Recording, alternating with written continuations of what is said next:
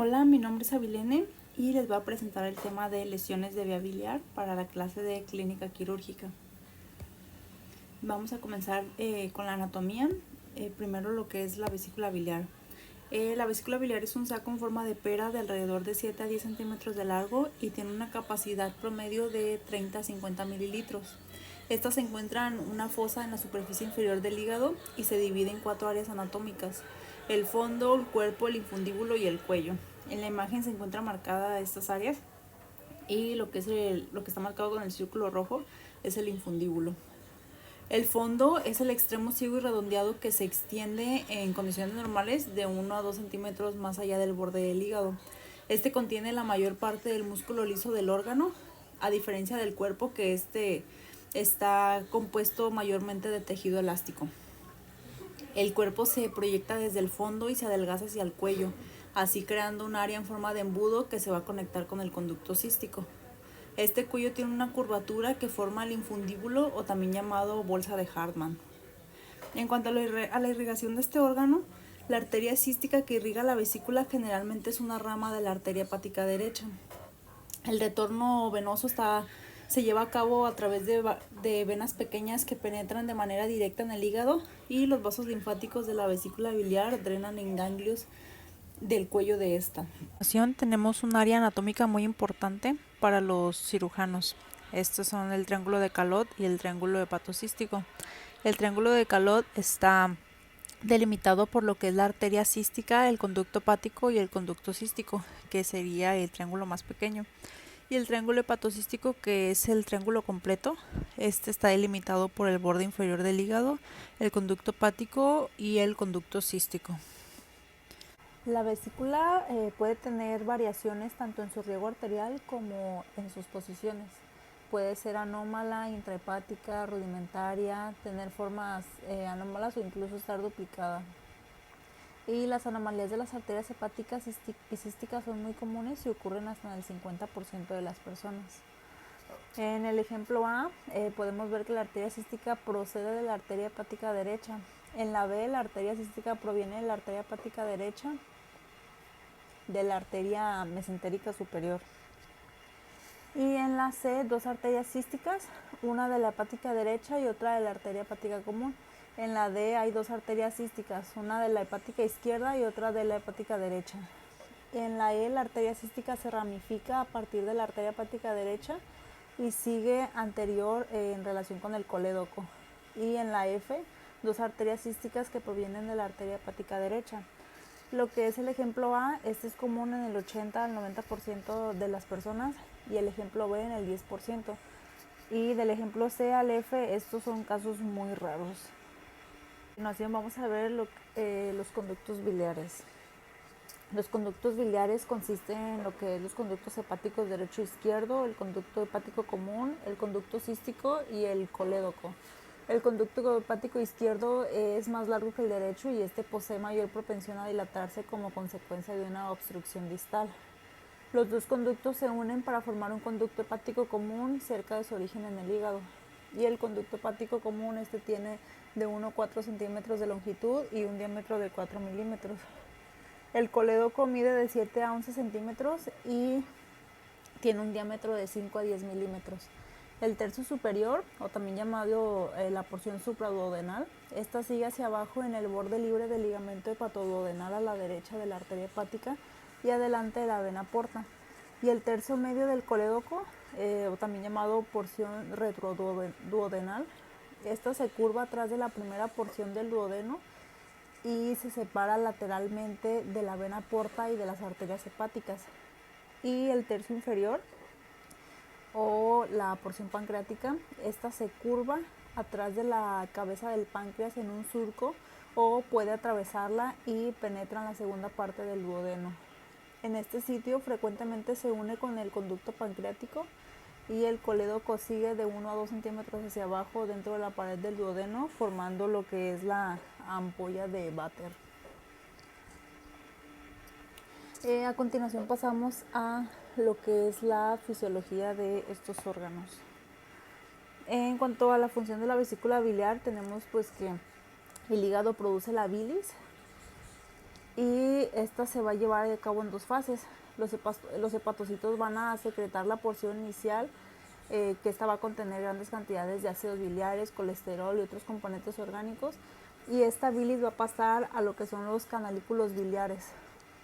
Después la bilis va a fluir por los canalículos hacia los tabiques interlobulillares hasta que estos acaben en el conducto hepático y el colédoco.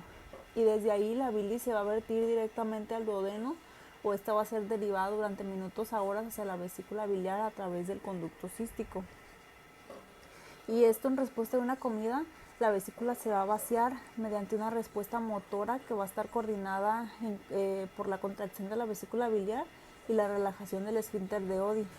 Y uno de los principales estímulos para este vaciamiento de la vesícula biliar es la hormona colecistocinina, que esta se va a liberar de forma endógena de la mucosa duodenal como reacción a una comida. Y cuando la estimula la alimentación, la vesícula biliar se va a vaciar del 50 al 70% de su contenido en el transcurso de 30 a 40 minutos. Y en los 60 a 90 minutos posteriores, la vesícula se va a llenar de una forma gradual. Y ahora sí, como tal, vamos a entrar de lleno a lo que son las lesiones de la vía biliar. En las generalidades tenemos que las lesiones del tracto biliar son una complicación poco común, con una incidencia entre el 0.5% y el 1.5% de las colecistectomías. Dentro de las lesiones de vía biliar podemos diferenciar un grupo relacionado con la cirugía, ya sea colecistectomía, trasplante hepático y otros procedimientos, y un grupo no quirúrgico, como terapias ablativas de tumores, como radiofrecuencia, biopsias hepáticas o radioterapia.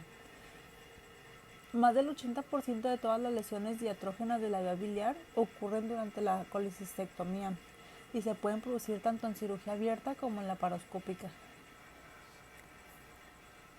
El 97% de las cirugías se deben también a una incorrecta interpretación visual y el 3% a una falta de habilidad o técnica de conocimientos por parte del cirujano. Existen algunos factores de riesgo, como lo es la inflamación del hilio hepático, la anatomía variable, que en un momento lo voy a explicar, los intentos agresivos de hemostasia, la cauterización, el clipaje ciego, la inexperiencia por parte del cirujano y la difícil identificación vascular, que esto a menudo puede resultar en una estenosis y en lesiones vasculares. Y estas lesiones vasculares pueden llevar a complicaciones como la isquemia, atrofia, necrosis y formación de abscesos o estenosis. Además, las lesiones vasculares hacen que la reconstrucción sea más difícil, con mal pronóstico asociado con lesiones vasculares y lesiones parenquimatosas. En cuanto a las variaciones anatómicas del conducto cístico, en la imagen A tenemos una unión baja entre el conducto cístico y el conducto hepático común. En la B, un conducto cístico adherido al conducto hepático común. En la C, una unión alta entre los conductos císticos y el hepático común. Y en la D, un drenaje del conducto cístico en el conducto hepático derecho. En el ejemplo B vemos el conducto cístico largo que se une al conducto hepático común detrás del duodeno. Y en el ejemplo F tenemos una ausencia del conducto cístico. En la G tenemos el conducto cístico con cruzamiento posterior respecto del conducto hepático común y unión a él en la parte anterior. Y por último, en el ejemplo H tenemos el conducto cístico anterior en relación con el conducto hepático común y se une a este en la parte posterior. Estas variaciones anatómicas son las que también confieren un factor de riesgo para estas lesiones de la vía biliar. Para clasificar estas lesiones tenemos principalmente la clasificación de Strasberg, pero también veremos otras dos más. Y esta es una clasificación esquemática de las lesiones de la vía biliar en la colecistectomía laparoscópica. En la imagen A tenemos una fuga desde el cístico o lecho vesicular. En la imagen B, una obstrucción del árbol biliar.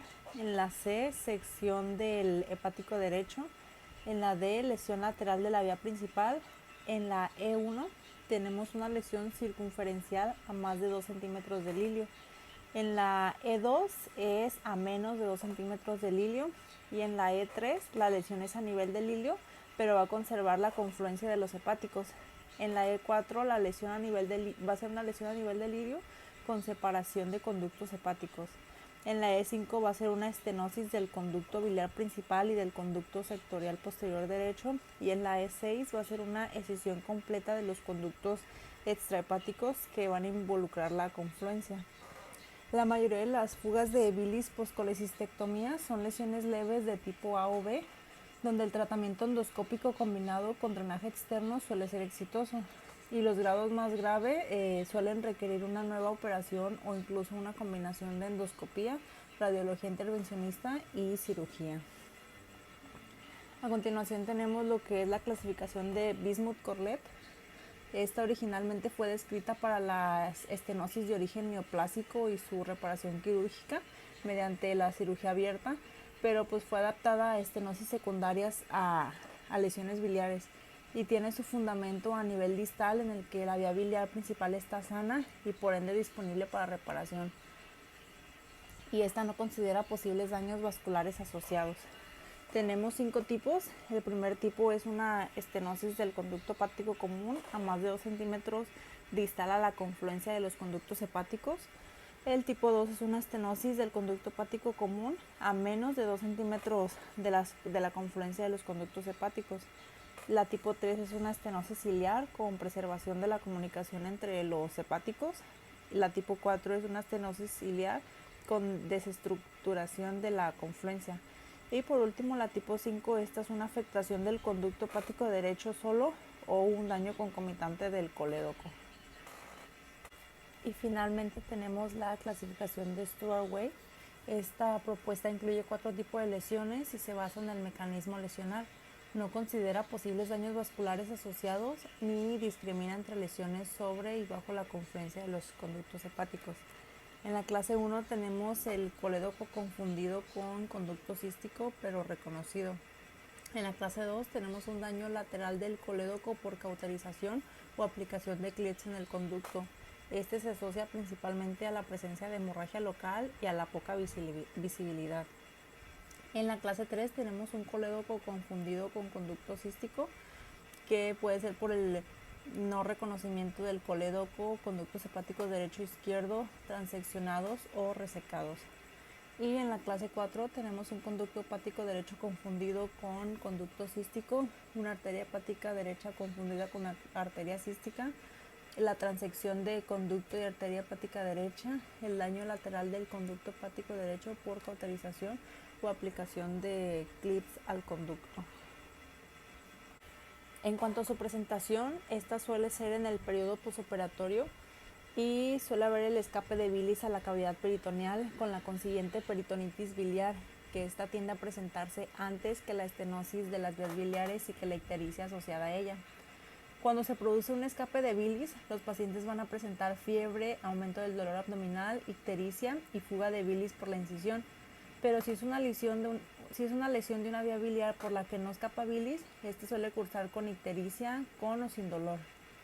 Apenas un 10% de las estenosis postoperatorias de las vías biliares son identificadas en la primera semana y aproximadamente el 70% son diagnosticadas en los 6 meses posteriores a la operación de origen. Para el diagnóstico, la fuga intraoperatoria de la bilis, la identificación de la anatomía correcta y una colangiografía normal nos van a ayudar a diagnosticar la lesión del conducto biliar. Más de la mitad de los pacientes con lesión biliar se van a presentar dentro del mes siguiente de la operación, y en el posoperatorio temprano los pacientes van a revelar lo que es un aumento progresivo de las pruebas de función hepática, esto debido a un conducto biliar ocluido o estenosado, o puede ser también a un escape biliar de un conducto dañado. En la imagen, la tomografía, la imagen A, es una tomografía de un paciente que tiene un escape biliar después de una colecistectomía. Las flechas cortas indican acumulaciones intraperitoneales y se observa aire y bilis en el lecho de la vesícula biliar, que está indicado con la flecha larga, y una pinza quirúrgica. En la imagen B vemos una colangiografía retrógrada endoscópica de este mismo paciente, que nos muestra un escape del muñón del conducto cístico, el cual está señalado con la flecha. También se observa el llenado del conducto pancreático. Si tenemos individuos ictéricos con conductos intrahepáticos dilatados, una colangiografía percutánea nos va a ayudar a observar la extensión proximal de la lesión y posibilitará el descomprimir el árbol biliar con un catéter o una prótesis. Y una colangiografía endoscópica nos dejará observar la anatomía distal respecto de la lesión y se podrá colocar prótesis a través de una estenosis para así aliviar una obstrucción. Bueno, ahora vamos a ver lo que es el tratamiento y los objetivos principales. Primero es el control de la infección que limita la inflamación, y con esto nos vamos a ayudar de los antibióticos parenterales, el drenaje percutáneo de acumulaciones de líquido periportal.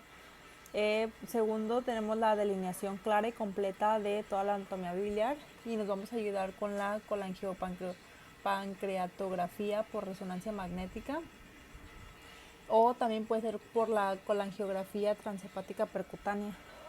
También se puede usar lo que es la colangiopancreatografía retrógrada endoscópica, especialmente si se sospecha de escape por muñón de conducto cístico. Y finalmente vamos a tener lo que es el restablecimiento de la continuidad bilioentérica a través de, podemos usar lo que es la anastomosis mucosa libre de tensión, o una hepatoyeyunostomía en Y de Roux, o una endoprótesis transanastomóticas a largo plazo si existe una afectación en la bifurcación. Bueno, como ya mencioné, los objetivos principales del tratamiento es la eliminación de escape de bilis, el mantenimiento de la longitud ductal y la reparación libre de tensión. El tratamiento de las lesiones de un conducto biliar va a depender del tipo, extensión y el nivel de la lesión y del momento en que se diagnostica. Aquí vamos a dividirlas por lesión y pues cada una va a tener su tratamiento. En el adulto con conductos menores a 3 milímetros que drenan en un solo segmento de hígado, su tratamiento va a ser una ligadura simple. En los mayores a 3 milímetros que drenan a más de un segmento hepático, si se seccionan, su tratamiento es una reimplantación en el árbol biliar. Si la lesión se produce en un conducto más largo, pero no ha sido causada por el electrocauterio y afecta menos del 50% de la circunferencia de la pared, su tratamiento es un tubo en T insertado en la lesión, que es una coleidocotomía. Cualquier lesión producida por cauterio o una lesión que afecta más del 50% de la circunferencia del conducto, estas van a requerir una resección del segmento lesionado con una anastomosis para restablecer la continuidad entérica biliar. Con mayor frecuencia, las lesiones que se producen adyacentes a la bifurcación o suponen un defecto de más de 1 centímetro entre los extremos del conducto biliar, estas lesiones van a requerir una reanastomosis al tubo digestivo. La elección de la reconstrucción va a depender de la localización y de la extensión de la lesión, de los antecedentes de intentos previos de reparación y también de las preferencias del cirujano. Las lesiones bajas del conducto biliar, estas se pueden tratar mediante una reimplantación en el duodeno. Y en casi todos los casos de lesión de vías biliares es preferible una resección del segmento lesionado con anastomosis mucosa-mucosa, utilizando un asa yeyunal en Y de Roux. Tenemos algunos factores que nos van a ayudar a reducir lo que son estas lesiones. Primero, pues principalmente es el conocimiento por parte del cirujano de la anatomía biliar y también pues de sus variantes, como ya vimos las variaciones en la irrigación y también en los conductos císticos. También lo que es el uso de un laparoscopio angulado. El uso de un laparoscopio de 30 a 30 grados va a proporcionar un adecuado acceso a la proyección crítica de seguridad durante la colecistectomía laparoscópica. Y la tracción y la contracción sobre la vesícula biliar adecuadas y dirigidas. Si se usan estas medidas en las cirugías previas, pues esto nos va a ayudar a evitar o a reducir los riesgos de una lesión de vía biliar. Y pues de mi parte esto es todo. Muchas gracias.